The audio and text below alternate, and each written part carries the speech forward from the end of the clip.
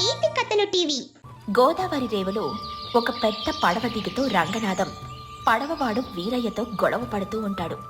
రంగనాథం వంటి నిండా ఖరీదైన పట్టుబట్టలు, చేతిలో వెండి పొన్ను ఉన్న కర్ర, మెడలో రుద్రాక్షలు ఉన్నాయి. ఏమయ్యా, ఇదేనా మీ ఊరు? సకినేటిపల్లి అంటే ఏదో భూతల స్వర్గం, కొబ్బరి తోటల సీమ అని మా మద్రాసులో కథలుగా చెప్పుకుంటారు. తీరా చూస్తే దిగడానికి సరైన రేవు లేదు. అడుగు తీసి అడుగు వేస్తే కాళ్ళకి బురదంటుకుంటుంది. చిచి, నా పట్టుపంచె పాడైపోయింది. చూడు. హై గురు, కోపడు బాకండయ్యా.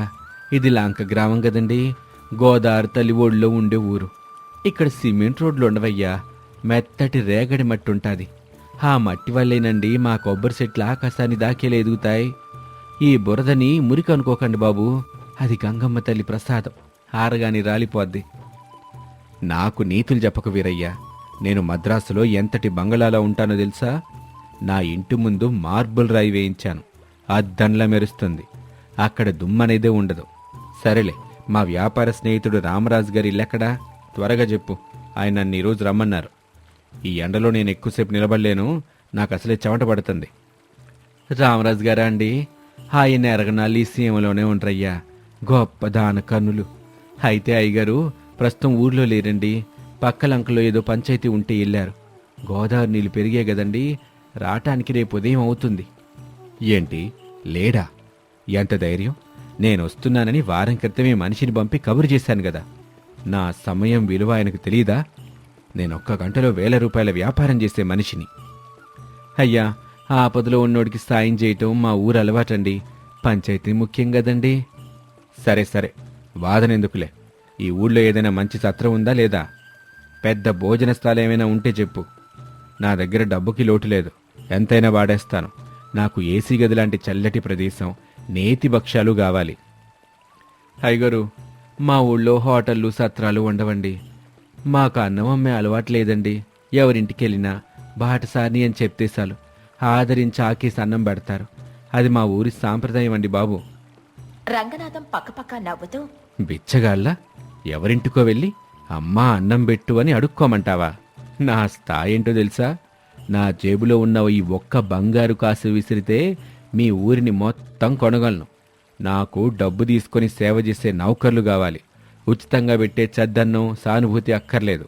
హైగోరు, మాట జారబాకండయ్యా. సకినేటిపల్లిలో ప్రేమని ఆప్యాయతని ఎవ్వరు అమ్మరు. 1 కోటి రూపాయలు ఇచ్చినా కొనలేరు.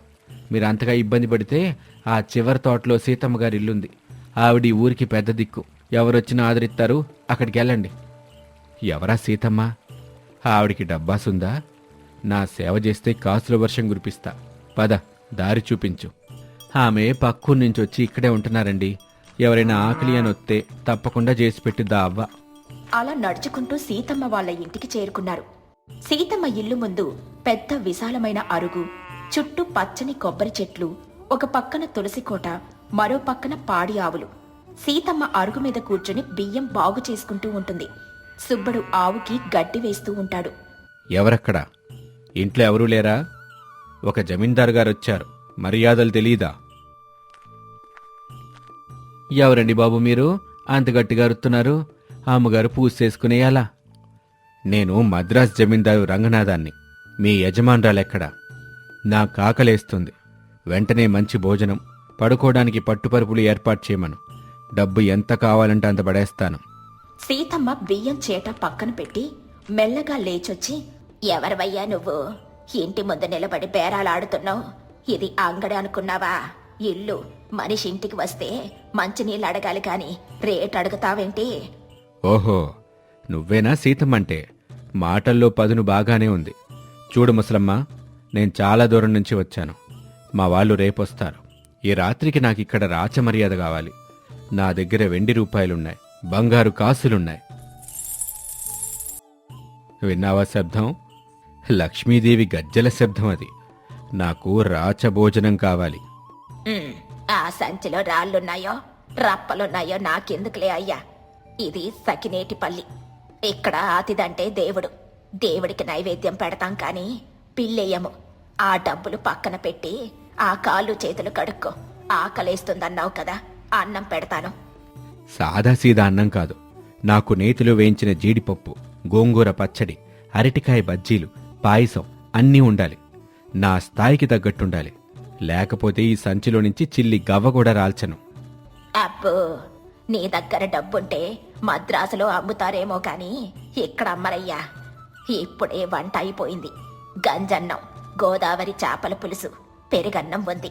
ఆకలిగా ఉంటే అమృతంలో ఉంటుంది. తిను, లేకపోతే ఆ బంగారు కాసులే నములుకొని పడుకో. ఈ ఊర్లో డబ్బు కాసపడే వాళ్ళెవ్వరూ లేరు. ఏంటి, ఈ జమీందారు గంజి తాగుతాడా? చేపల పులుసు తింటాడా? ఛీ, ఎంతటి అవమానం! నేను రోజుకి 100 విస్తరాకులు వేయించి అన్నదానం చేసేవాణ్ణి. నన్నే అవమానిస్తావా? నా దగ్గర ఉన్న స్త్రీ సంపదలతో నీ ఇంటినే కాదు, ఈ ఊరినే కొనేస్తాను తెలుసా? నాకు వండి పెట్టడానికి మనుషుల్లేరా ఈ ఊర్లో? భూమిని, అమ్మని, ఆకలిని ఎవరు కొనలేరు నాయనా. నీ అహంకారం నీ కళ్ళకి పొరలు కప్పేసింది. సరేనయ్యా జమీందారు, నీ డబ్బుతోనే ఆకలి తీర్చుకో. సుబ్బడు, ఈ అయ్యగారికి దారి చూపించు. ఊర్లో ఇంకెవరైనా డబ్బు కొండి పెడతారేమో చూసుకోమన్రా. వెళ్తాను, ఖచ్చితంగా వెళ్తాను. నా డబ్బు చూపిస్తే పంచభక్ష పరమాన్నాలు వడ్డించేవాళ్లు ఎంతోమంది ఉంటారు. నీలాంటి ముసలిదాని దయాదాక్షిణ్యాలు నాకక్కర్లేదు. రేపు ఉదయం రామరాజు గారొచ్చాక నీ సంగతి చెప్తాను. రంగనాథం కోపంగా విసురుగా వెళ్లిపోతాడు. సీతమ్మ నిట్టూర్చి తిరిగి తన పనిలో పడిపోతుంది. రంగనాథం ఊర్లోకి నడుచుకుంటూ వెళ్తాడు. దారిలో సాంబయ్య అనే చేనేత కార్మికుడు మగ్గం నేస్తుంటాడు. ఏమయ్యా, నాకు పడుకోవడానికి మెత్తటి పరుపు కావాలి. నా దగ్గర చాలా డబ్బుంది. నీ మగ్గం మీద నా బట్టలన్నీ ఇచ్చేయి, నేను పడుకుంటాను. హాయిగోరు, ఇవి దేవుడుత్సవాలకి నేస్తున్న బట్టలండి, ఈ అమ్మకానికి కాదయ్యా. డబ్బిస్తే అన్నీ దొరకవు బాబు. పక్కనే అరుగుంది, సాపేత్తాను, పడుకోండి. ఏంటి, చాప మీద పడుకోవాలా? నేను జమీందారుని. డబ్బిస్తానంటే వద్దంటావేంట్రా పిచ్చోడా? డబ్బుతో సెలిని కాపలేరు స్వామి, మనశ్శాంతి ముఖ్యం. దయచేసి వెళ్ళండి, నాకు పనుంది. రంగనాథం నివ్వెరపోతాడు. డబ్బుని ఎవరూ లెక్క చేయకపోవడం అతనికి వింతగా కోపంగా అనిపిస్తుంది. రాత్రవుతుంది. అకస్మాత్తుగా గోదావరి వాతావరణం మారిపోతుంది. నల్లటి మేఘాలు కమ్ముకుంటాయి. పెద్ద గాలివాన మొదలవుతుంది. ఆ రోజుల్లో కరెంటు లేదు కాబట్టి ఊరంతా చిమ్మ చీకటి. కేవలం అక్కడక్కడ బుడ్డి దీపాలు మాత్రమే మినుకు మినుకుమంటూ ఉన్నాయి. గాలి హోరు భయంకరంగా ఉంది. రంగనాథం దారిలో నడుస్తూ ఉంటాడు. గాలికి అతని గొడుగు ఎగిరిపోతుంది. పట్టుబట్టలు తడిసి ముద్దవుతాయి. అమ్మో, ఏంటి గాలి? కళ్ళు కనబడట్లేదు, ఎవరూ కనిపించట్లేదు. హలో, ఎవరైనా ఉన్నారా? కాపాడండి, నాకు ఆకలి వేస్తుంది. ఎవరైనా భోజనం పెడితే 100 రూపాయలు ఇస్తాను. కాదు కాదు, 1000 ఇస్తాను. గాలి హోరులో అతని మాట ఎవరికీ వినిపించదు. వర్షం దాటికి అతను తట్టుకోలేకపోతున్నాడు. చలికి వణికిపోతుంటాడు. ఆకలి పేగులు మెలిపెడుతున్నాయి. అతను ఒక పెద్ద చింత చెట్టు కింద కూలబడిపోతాడు. డబ్బు నా దగ్గర ఎంతుంది? ఈ సంచి నిండా బంగారం ఉంది, కానీ ఒక్క ముద్ద అన్నం కొనలేకపోతున్నాను. ఏంటి కర్మ! మద్రాసులో అయితే ఈ బాటికి నా సేవకులు వెండి పల్లెంలో పళ్ళు తెచ్చేవాళ్ళు. ఇక్కడ దిక్కులేదు. నా డబ్బు వర్షాన్ని ఆపలేకపోతుంది, నా ఆకలిని తీర్చలేకపోతుంది. అతను లేచి నడవడానికని ప్రయత్నిస్తాడు. కాని కళ్ళు తిరుగుతాయి. ఆ అహంకారం కరిగిపోతుంది. కేవలం బతకాలనే ఆశ మిగులుతుంది. అతను నడుచుకుంటూ తెలియకుండానే మళ్లీ సీతమ్మ ఇంటి వైపే, ఆ దీపం వెలుతురు వైపే వస్తాడు. అర్ధరాత్రి సీతమ్మ ఆ గాలివానలో కూడా నిద్రపోకుండా లాంతరు పట్టుకుని వరండాలోకి వస్తుంది. బయట ఎవరో మూలుగుతున్న శబ్దం వినిపిస్తుంది. సుబ్బడు, లేరా? ఎవరో వచ్చినట్టున్నారు. ఆవులేమో బెదురుతున్నాయి, వెళ్ళి చూడు. అమ్మగారు, ఇందాకొచ్చారే ఆ జమీందారయ్య గారేనండి. ఇక్కడ బురదలో పడిపోయారు. పాపం స్పృహ లేనట్టుంది, చలికొనికి పోతున్నారు. అయ్యో పాపం, వాడికి అహంకారం ఉంటే ఉండొచ్చు కాని ప్రాణం కదా, వాడి డబ్బు వాడిని కాపాడలేకపోయిందన్నమాట. సుబ్బడు, ఆలస్యం చెయ్యకరా, లోపలికి తీసుకొనిరా. ఆ పొడి బట్టలు తీసి ఇవ్వు. లోపలికి తెస్తారు. సీతమ్మ అతనికి దుప్పటి కప్పి పొయ్యి రాజేస్తుంది. వేడివేడి గంజి కాచి మట్టి ముంతలో తెస్తుంది. అయ్యా, లేవయ్యా, భయపడకు, నువ్వు మా ఇంట్లోనే ఉన్నావు. అన్నం, ఆకలి, చచ్చిపోతున్నాను. ఇదిగో వేడి గంజి, ఇందులో కాస్త ఉప్పు, నిమ్మకాయ పిండాను. తాగు నాయనా, వేరే ఏమీ లేదు. ఇదే నీ ప్రాణం నిలబెడుతోంది. రంగనాథం ఆ గంజిని అమృతంలా గటగటా తాగేస్తాడు. ఆ క్షణంలో అతనికి అది ప్రపంచంలోనే అత్యంత రుచికరమైన పదార్థంలా అనిపిస్తుంది. నేతి బూరెలు, బాస్మతి బియ్యం ఏవీ దీని ముందు పనికిరావనిపిస్తుంది. అమ్మా, ప్రాణం నిలబెట్టావు. ఎంత రుచిగా ఉంది ఈ గంజి. నా జీవితంలో ఇంత కమ్మని పదార్థం ఎప్పుడూ తాగలేదు. స్వర్గం అంటే ఇదేనేమో. గంజి రుచిగా లేదు నాయనా, నీ ఆకలి రుచిగా ఉంది. ఆకలేసినప్పుడు ఎండు రొట్టె కూడా అమృతంలో ఉంటుంది. కడుపు నిండాక పంచభక్షాలు కూడా చేదుగా ఉంటాయి. ఆకలి విలువ తెలిసిన వాడే అన్నం విలువ తెలుసుకుంటాడు. నన్ను క్షమించమ్మా. మధ్యాహ్నం అహంకారంతో మాట్లాడాను. నా దగ్గరున్న బంగారు కాసులు నన్ను ఆకలి నుంచి కాపాడలేకపోయాయి. ఈ గాలివానులో నా డబ్బును చూసి వర్షం ఆగలేదు. నా హోదా చూసి ఆకలి తగ్గలేదు. చివరికి నువ్విచ్చిన ఈ చిన్ని గిన్నెడు గంజి, నీ ఆప్యాయత నా ప్రాణాన్ని కాపాడాయి. నేను ఓడిపోయాను సీతమ్మ. నా డబ్బు ఓడిపోయింది. అదేనయ్యా సకినేటి పల్లి గొప్పతనం. మేం మనుషులని మనుషులుగా చూస్తాము, డబ్బు సంచులుగా చూడం. నీ దగ్గర కోట్లుండొచ్చు కానీ అవి ఆపదలో అక్కడికి రావు. తోటి మనిషి చూపే ఆప్యాయతే శ్రీరామరక్ష. డబ్బు అవసరమే, కానీ అదే జీవితం కాదు. నిజమమ్మా, నేను భ్రమలో బతికాను. డబ్బు ఇసిరితే ఏదైనా కొనుక్కోవచ్చనుకున్నాను. కాని అమ్మ ప్రేమని, ఆకలి తీర్చే అన్నపూర్ణని కొనలేవని ఈ రాత్రి నాకు బాగా తెలిసొచ్చింది. సరేలే నాయనా, అలసిపోయావు, పడుకో, నిశ్చింతంగా నిద్రపో. రేపొద్దున్నే లేచి నీకు కావలసినన్నీ వండి పెడతాన్లే. కాని గుర్తుపెట్టుకో, అవి నేను నీ డబ్బుకు అమ్మట్లేదు, మా ఇంటికొచ్చిన అతిథినని పెడుతున్నాను. మరుసటి ఉదయం వర్షం తగ్గిపోయింది. సూర్యుడొచ్చాడు. పచ్చని కొబ్బరి చెట్ల మీద వాన చినుకులు మెరుస్తున్నాయి. సీతమ్మ వేడివేడి ఇడ్లీలు, కొబ్బరి చట్నీ, గారెలు వడ్డిస్తోంది. రంగనాథం నేల మీద బాసిం పట్టు వేసుకుని అరిటాకులో తింటున్నాడు. అతనిలో నిన్నటి అహంకారం లేదు, కేవలం వినయముంది. సీతమ్మ, ఈ ఊరు వదిలి వెళ్లాలని లేదు. ఈ చల్లని గాలి, ఈ స్వచ్ఛమైన మనుషులు, ఇదంతా చూస్తుంటే నా పట్నం జీవితం ఒక నరకం అనిపిస్తుంది. అక్కడ డబ్బుంది కాని ఇలా ఆప్యాయంగా తిన్నావా అని అడిగే నాథుడే లేడు. ఎక్కడున్నా మనసు మంచిదైతే అంతా స్వర్గమే నాయనా. మనిషికి కావలసింది డబ్బు కాదు, తృప్తి. 4 రాళ్లు వెనకేసుకోవడం తప్పు కాదు, కాని ఆ రాళ్లే జీవితం అనుకుంటేనే తప్పు. సంపాదించు, కానీ దాంతో నలుగురి కడుపు నింపు. అప్పుడే ఆ లక్ష్మీదేవికి విలువ. రంగనాథం జోబుల నుండి 100 వరహాల సంచి తీసి సీతమ్మ కాళ్ళ దగ్గర పెట్టి, సీతమ్మ, ఇది నీకు వెల కట్టడం కాదు. అలా అనే అర్హత కూడా నాకు లేదు. ఇది నా ప్రాయశ్చిత్తం. మీ ఊళ్ళో అన్నదానానికి ఉపయోగించు. దయచేసి కాదనుకో. వద్దు బాబు, మా ఊర్లో పండని పంట లేదు, లేని దానమూ లేదు.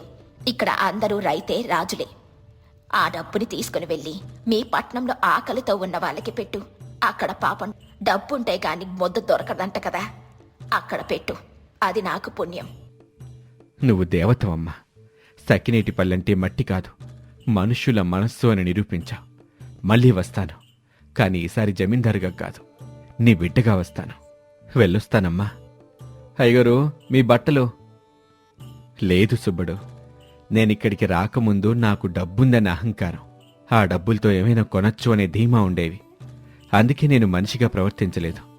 ఇప్పుడు ఆ బట్టలతో పాటే ఆ మూర్ఖపు రంగనాథాన్ని ఇక్కడే విడిచి మామూలు మనిషిలా వెళ్తున్నాను. రంగనాథం సీతమ్మ పాదాలకు నమస్కరించి కళ్ళ నిండా నీళ్లతో ఒక కొత్త మనిషిలా వినయంతో వెనుతిరిగాడు. అతను తన జమీందారు బట్టలను అక్కడే విడిచిపెట్టి సుబ్బడిచ్చిన పాత బట్టలతో వెళ్తాడు. గోదావరి అలలు కూడా అతనికి వీడ్కోలు పలుకుతున్నట్టు శబ్దం చేస్తున్నాయి. ఈ కథలోని నీతేంటంటే, డబ్బుతో పట్టుపరుపులు కొనగలవు కాని నిద్రను కొనలేవు. మట్టిని మనిషిని ప్రేమించడం నేర్చుకుంటే ప్రపంచం మొత్తం మనది. రామాపురం అనే గ్రామంలో శాంతమ్మ అనే ఒక వితంతు ఉండేది. ఆమెకు 2 కొడుకులు. పెద్దవాడు సుబ్బారావు, ఇక చిన్నవాడు వీరయ్య. వారికున్న 3 ఎకరాల పొలమే జీవనాధారం. చిన్నవాడైన వీరయ్యకు కష్టపడి పనిచేసే తత్వం అలవడింది. తండ్రి లేని లోటు తెలియకుండా తల్లికి అన్నకు అండగా నిలబడ్డాడు. కాని పెద్దవాడైన సుబ్బారావుకి మాత్రం ఒళ్ళు వంచి పనిచేయడం అంటే మహాబద్ధకం. వయసు 30కి దగ్గర పడుతున్నా ఏ పని పాట లేకుండా తమ్ముడి సంపాదన మీద ఆధారపడి జీవిస్తూ ఊరిలో అరుగుల మీద కూర్చొని కాలక్షేపం చేస్తూ ఉండేవాడు. అయితే కొడుకు సోమరితనం చూసి శాంతమ్మ మనసులోనే మదన పడుతూ ఉండేది. ఒకరోజు సాయంత్రం వీరయ్య పొలం నుండి అలసిపోయి ఇంటికొచ్చాడు. చెంబుతో నీళ్లు తాగి అరుగు మీద కూర్చున్నాడు. అప్పుడే నిద్రలేచి ఒళ్ళు విరుచుకుంటూ బయటకొచ్చిన సుబ్బారావుని చూసి శాంతమ్మకు గుండె తరుక్కుపోయింది. వీరయ్య, చూసావా నీ అన్నను? పొద్దున్నే లేచి పొలానికి వెళ్ళావు. నువ్వు కష్టపడి ఇంటికొస్తే వీడు ఇప్పుడే నిద్రలేస్తున్నాడు. వీడి బద్ధకం చూస్తుంటే నా గుండె ఆగిపోయేలా ఉందిరా. ఏం చేస్తావమ్మా, వాడి తీరు అంతే కదా, నువ్వు దిగులు పడకు. వచ్చావా తమ్ముడు? ఏంటప్పుడే అలసిపోయినట్లున్నావు? కాస్త నెమ్మదిగా పనిచేయచ్చు కదా. కోపాన్ని అణుచుకుంటూ, అవునన్నయ్య, నేను నెమ్మదిగా పనిచేస్తే మనిద్దరికీ ముద్దెవరు పెడతారు? నువ్వా? నేనుండగా మీకేం తక్కువ? ఇంటి పెద్దగా నేను అన్ని పనులు పర్యవేక్షిస్తున్నాను గదా, అది చాలదా? ఒరే సుబ్బారావు, నీ పర్యవేక్షణ మాటలు కట్టిపెట్టు. నీకు వయసు 30 నీ ఏడు వాళ్ళంతా పెళ్లిళ్ళు చేసుకుని బాధ్యతలు మోస్తున్నారు. నువ్వేమో ఇంకా ఇలా తిని కూర్చుంటే ఎలారా? పెళ్ళా? నాకెందుకమ్మా గొడవ? హాయిగా తిని పడుకుంటే జీవితం సాగిపోతుంది. ఒరే, నేను కళ్ళు మూసేలోపు నీకొక పెళ్లి చేసి చూడాలనుకుంటున్నాన్రా. నువ్విలా సోమరిపోతులా ఉంటే నీకు పిల్లనెవరిస్తారా? ఎవరో ఒకరు రాకపోతారా?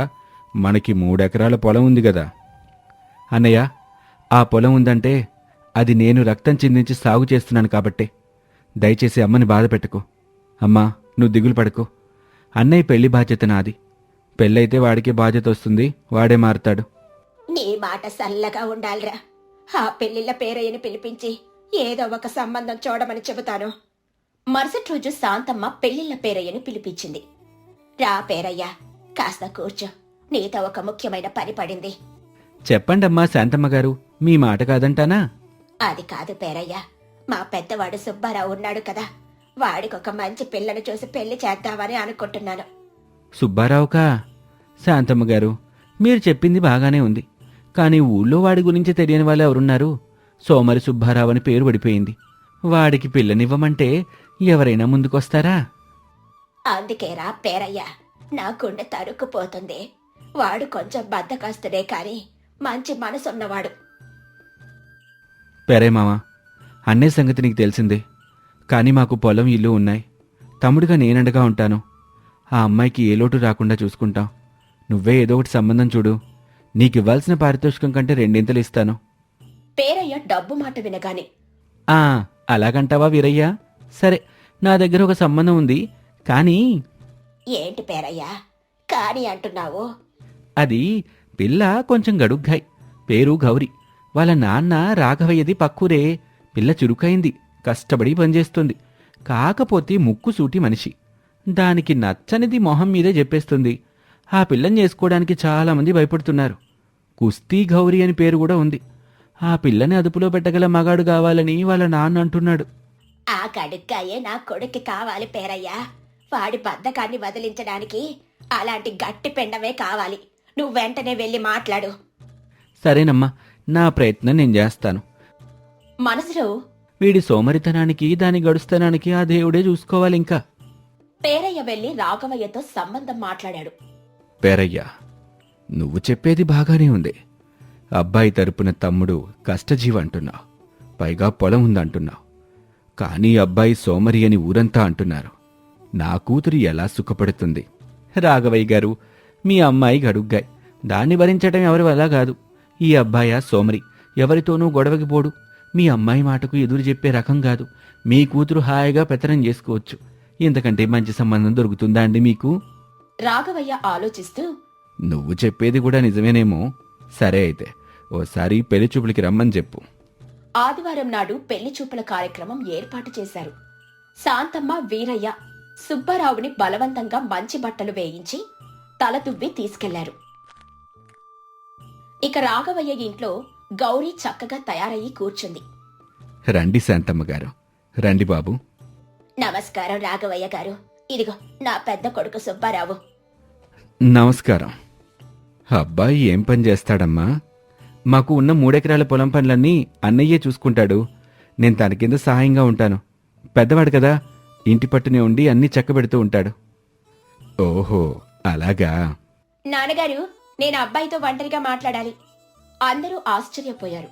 సరేనని వారిని పెరట్లోకి పంపించారు. గౌరీ సుబ్బారావుని పైనుండి కిందకు చూస్తూ, మీకు పొలం పనులు చేయడం ఇష్టమా? ఆ, ఇష్టమే.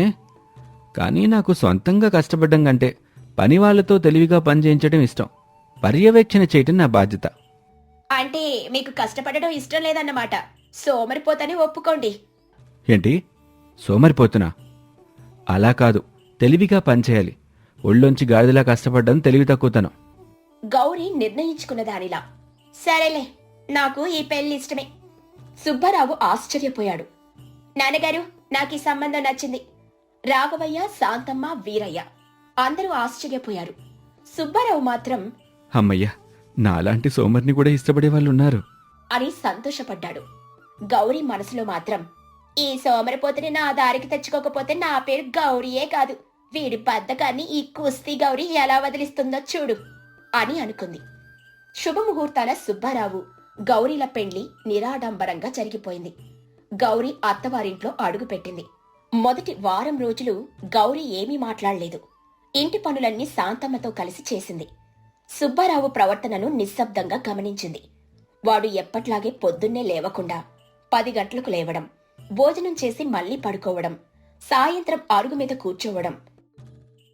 పైగా కొత్త పెళ్ళామని చనువు తీసుకుని గౌరీకి పనులు పురమాయించడం మొదలుపెట్టాడు. గౌరీ, కాస్త మంచినీళ్ళు పట్టుకురా. గౌరీ, కాలు నొప్పులుగా ఉన్నాయి, కాస్త నొక్కు. గౌరీ మౌనంగా అన్ని పనులు చేసింది. శాంతమ్మ, వీరయ్యలకు గౌరీ ప్రవర్తన అర్థం కాలేదు. ఒక వారం గడిచింది. ఆ రోజు ఉదయం గౌరీ శాంతమ్మ కంటే ముందే లేచింది. ఇల్లంతా శుభ్రం చేసి ముగ్గులు పెట్టింది. అందరికీ కాఫీ పెట్టి ఇచ్చింది. శాంతమ్మ ఆశ్చర్యపోయింది. ఏంటమ్మా గౌరీ, అప్పుడే లేచావు? అవునత్తయ్యా, ఇవాల్టి నుండి ఈ ఇంటి బాధ్యత నాది. మీరిక విశ్రాంతి తీసుకోండి. వీరయ్య గారు, మీరు సిద్ధంగా ఉండండి, నేను కూడా మీతో పాటు పొలానికి వస్తాను. వదినా, నువ్వా? పొలం పనులా? అవును, ఇద్దరం కష్టపడితేనే ఇల్లు గడుస్తుంది అని చెప్పి గౌరీ వీరయ్యతో పాటు పొలానికి వెళ్లిపోయింది. 10 గంటలకు సుబ్బారావు నిద్రలేచాడు. ఇల్లంతా నిశ్శబ్దంగా ఉంది. అమ్మా గౌరీ, కాఫీ ఏది? ఎవరూ పలకలేదు. వంటింట్లోకి వెళ్లాడు. అక్కడ ఎవరూ లేరు. శాంతమ్మ దేవుడి గదిలో పూజ చేసుకుంటూ ఉంటుంది. అమ్మా, ఆకలేస్తుంది, భోజనం పెట్టు. శాంతమ్మ కొంచెం భయంగా, ఒరే, గౌరీ పొలానికెళ్ళింది, అదొచ్చాకే వంట. పొలానికా? కొత్త పెళ్లి కూతురు పొలానికి వెళ్ళటమేంటి? సరే, నువ్వేదో ఒకటి చేసి పెట్టమ్మా. ఒరే, గౌరీ చెప్పిందిరా, ఇవాల్టి నుండి వంట బాధ్యత తనదేనట, నన్నేవి చెయ్యొద్దని చెప్పిందిరా. సుబ్బారావుకి ఏం చెయ్యాలో అర్థం కాలేదు. ఆకలితో నకనకలాడుతూ గౌరీ కోసం ఎదురుచూడసాగాడు. మధ్యాహ్నం 12 గంటలకు గౌరీ, వీరయ్య ఇంటికొచ్చారు. ఏయ్, కొత్త పెళ్లి కూతురివి, నన్ను ఇంట్లో పస్తు పెట్టి పొలాల వెంట తిరుగుతావా? చూడండి, నేను పొలంలో కష్టపడి వచ్చాను. మా అత్తగారు, మరిదిగాడు కూడా కష్టపడుతున్నారు. మేమంతా భోజనం చేస్తాం. మీరేం పని చేశారని మీకు భోజనం పెట్టాలి? ఏంటి, నాకే భోజనం పెట్టవా? ఇది నా ఇల్లు. ఇది మీ ఇల్లు కాదు, మీ తమ్ముడు కష్టపడి సంపాదిస్తున్న ఇల్లు. ఈ రోజుటి నుండి ఈ ఇంట్లో ఒకటే నియమం, పని చేస్తేనే తిండి. పని చెయ్యని వాళ్లకు ఈ ఇంట్లో తిండి లేదు. సుబ్బారావు గట్టిగా, అమ్మా చూస్తున్నావా, నిన్నొచ్చిన దాని పెత్తనం నాకు అన్నం పెట్టనంటుంది. శాంతమ్మ కలుగు చేసుకుని, ఒరే సుబ్బారావు, గౌరీ చెప్పింది నిజమేరా. ఇన్నాళ్ళు నా నీడన బతికావు, ఇప్పుడు పెళ్ళాం వచ్చింది, దాని మాటే నీకు శిరోధార్యం. బాధ్యత తెలుసుకోరా. శాంతమ్మ కూడా కొడుక్కి వంత పాడలేదు. సుబ్బారావుకి అవమానంగా, కోపంగా అనిపించింది. ఆకలి దహించి వేస్తుంది. సరే, నేను కూడా పనిచేస్తాను. నాకేం పని? గౌరీ నవ్వుతూ, మీ ఒంటికి పొలం పళ్ళు సరిపడవులే. ఇదిగో, ఈ కూరగాయల గంప తీసుకెళ్లి సంతలో అమ్మి సాయంత్రం డబ్బులు పట్టుకురండి. ఆ సంతలో అమ్మడమే కదా, కూర్చోవడమేగా. ఇది చాలా తేలికైన పనే. అవునవును, చాలా తేలిక. కాని 1 రూపాయి తేడా వచ్చినా రాత్రికి భోజనం ఉండదు, జాగ్రత్త. గంపని నెత్తిన పెట్టుకుని గొనుక్కుంటూ సంతకు బయలుదేరాడు. సంతలో ఒక మూలన కూర్చున్నాడు. కాని వాడికి వ్యాపారం చేయడం ఎలాగో తెలియదు. బాబూ, వంకాయలు కిలో ఎంత? అమ్మా, కిలో ఎంత ఉందో నాకేం తెలుసు. ఈ గంప మొత్తం తీసుకో, ఓ 100 రూపాయలు ఇచ్చేయి. ఏంటి బాబు, గంప 100 రూపాయలా? ఈ గంప మహా అయితే 50 రూపాయలు. నువ్వు కొత్తగా వచ్చావా? మరొకడు దళారి. ఏమయ్యా అబ్బాయి, వ్యాపారం చేత కదా? సరే, ఈ గంప మొత్తం నాకు ఇచ్చి ఇదిగో ఈ 30 రూపాయలు తీసుకో. 30 రూపాయలా? అవును, సాయంత్రం వరకు కూర్చుంటే ఇది కూడా రాదు, ఎండకి కూరగాయలు వాడిపోతాయి. సుబ్బారావుకి ఆలోచించే ఓపిక లేదు. అమ్మయ్య, త్వరగా పని అయిపోయింది అనుకుని ఆ 30 రూపాయలు తీసుకొని గంప అక్కడే వదిలేసి ఇంటికి బయలుదేరాడు.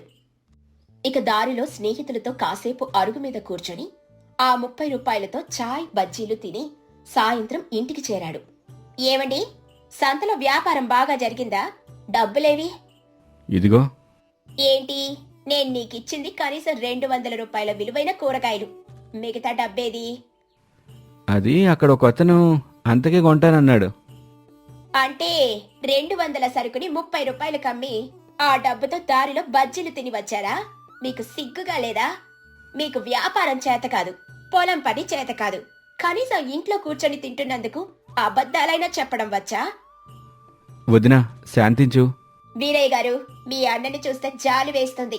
సోమరితనం మనిషిని ఎంత తెలివి తక్కువ వాణ్ణి చేస్తుందో అనడానికి ఇదే ఉదాహరణ. సరే, ఇక నా నిర్ణయం వినండి. రేపటి నుండి మీరు నాతో పాటు వీరయ్యతో పాటు పొలానికి రావాలి. అక్కడ గడ్డి తీయాలి, నీళ్లు పెట్టాలి. మధ్యాహ్నం మేం తినే గంజి మీకు పెడతాం. సాయంత్రం వరకు పని చేస్తేనే రాత్రికి ఇంట్లో అన్నం, లేదంటే ఈ ఇంట్లో మీకు స్థానం లేదు. మీ దారి మీరు చూసుకోవచ్చు. సుబ్బారావుకి ఏం చెయ్యాలో పాలుపోలేదు. గౌరీ కళ్ళల్లో కోపం చూసి భయంతో సరేనన్నాడు. ఇక మరుసటి రోజు ఉదయం సుబ్బారావుని గౌరీ 5 గంటలకే నిద్రలేపింది. లేవండి, పొలానికి వేళయింది. సుబ్బారావు నిద్రమత్తులో. ఇంకొంచెం సేపు గౌరీ. గౌరీ పక్కనే ఉన్న చెంబుడు నీళ్లు ముఖం మీద కొట్టింది. లేవమంటే లేవాలి. సుబ్బారావు ఉలిక్కిపడి లేచాడు. గొనుక్కుంటూని గౌరీ వీరయ్యలతో పొలానికి నడిచాడు. అన్నయ్య, నువ్వు ఆ గట్టి మీద కూర్చో, ఎండగా ఉంది. గౌరీ కోపంగా, వీరయ్య గారు, మీరు ఆయన్ని పాడు చేయకండి. ఆయన వచ్చింది కూర్చోడానికి కాదు, పని చేయడానికి. ఇదిగోండి, ఈ కలుపు మొక్కలన్నీ తీయండి. సాయంత్రం లోపు ఈ మడి మొత్తం శుభ్రం కావాలి. సుబ్బారావు జీవితంలో ఎప్పుడూ పార పట్టనేలేదు. వంగి కలుపు తీయడం అతనికి నరకంగా అనిపించింది. అరగంటకే నడుము పట్టుకుపోయింది. గౌరీ, నా వల్ల కావట్లేదు, నడుం విరిగిపోతుంది. నడుమేం విరగదు, కాస్త వంగుతుందంతే. పని చేయండి. మధ్యాహ్నమయ్యింది. వీరయ్య, గౌరీ చెట్టు కింద కూర్చొని చద్దన్నం తింటున్నారు. సుబ్బారావు ఆకలితో వారి దగ్గరకొచ్చాడు. నాకు ఆకలేస్తుంది. ఎంతవరకు కలుపు తీశారు? అది కొంచెమే. ఆ కొంచానికే ఈ కొంచెం గంజి తాగండి అని కొద్దిగా గంజిచ్చింది. సాయంత్రంలోపు ఆ మడి పూర్తి చేయకపోతే రాత్రికి పస్తులే. సుబ్బారావుకి ఏడుపొచ్చింది. కాని గౌరీ కఠినంగా చూస్తుంది. తప్పనిసరిగా మళ్లీ పనిలో పడ్డాడు. సాయంత్రం వరకు ఒళ్ళు హోనం చేసుకుని ఎలాగోలా ఆ మడి పూర్తి చేశాడు.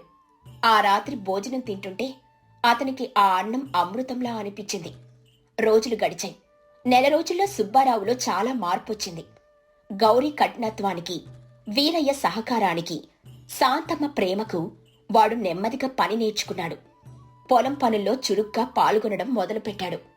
ఒకరోజు సాయంత్రం పొలం నుండి వస్తూ ముగ్గురు నవ్వుకుంటూ వస్తున్నారు. అన్నయ్య, ఈరోజు నువ్వు చాలా చురుగ్గా పనిచేశావు. అంతా గౌరీ వల్లేరా తమ్ముడు. అయినా కష్టపడి పనిచేస్తుంటుంటే ఆ సంతోషమే వేరు. ఇంటికి రాగానే సుబ్బారావు గౌరీ దగ్గరికి వెళ్లాడు. గౌరీ, నన్ను క్షమించు. ఇన్నాళ్ళు ఒక సోమరిపోతులో బతికాను. నా బద్ధకం వల్ల మా అమ్మని తమ్ముని ఎంత బాధ పెట్టారో నాకు ఇప్పుడు అర్థమైంది. నువ్వు నా జీవితంలోకి రాకపోయి ఉంటే నా బ్రతికిలాగే అరుగుల మీద మూసిపోయేది. నన్ను మార్చిన దేవతవి నువ్వు. గౌరీ నవ్వుతూ, మీరు మీ తప్పు తెలుసుకున్నందుకు సంతోషం. కష్టపడి సంపాదించే మగాడికే ఈ లోకంలో గౌరవం. సోమరిపోతు భర్త ఏ ఆడపిల్లకు వద్దు.